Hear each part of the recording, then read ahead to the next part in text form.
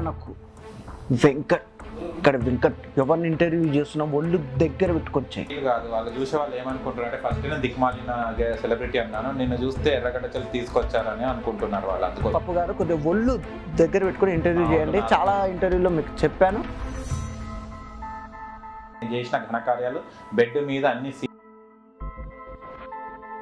అయిపోయినాయి మంచిగా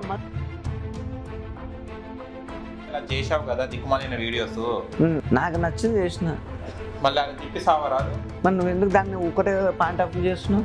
పాయింట్ నువ్వు చేసిన నీ పాయింట్ తిప్పుకున్నప్పుడు లేదు కానీ నేను చెప్తే పాయింట్ అవుట్ చేస్తున్న ప్రాబ్లమా? అంతే నాకు ప్రాబ్లం. నాకు నొప్పి నాకు ఏదైనా గారింది అనుకో ఎమ్మడే తీసేసుకుంటా. ఓహో ఏం ఉద్ధరించడానికి హైదరాబాద్ వచ్చావు?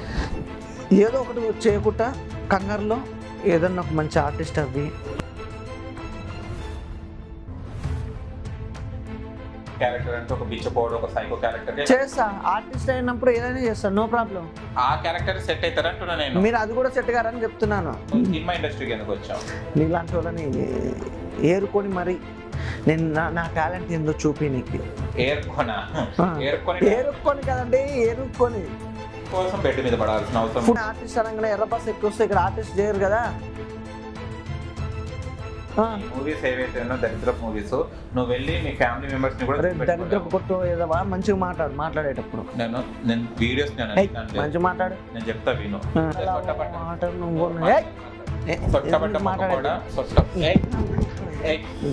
వెస్ట్ ఫెల్ మంచిగా మాట్లాడు చెప్తాను.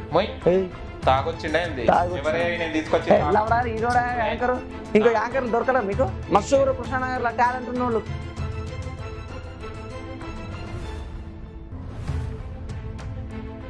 సొట్ట లేకుంటే సొట్ట కాదండి నా దగ్గర ఉన్నది బొక్క అనండి. పప్పు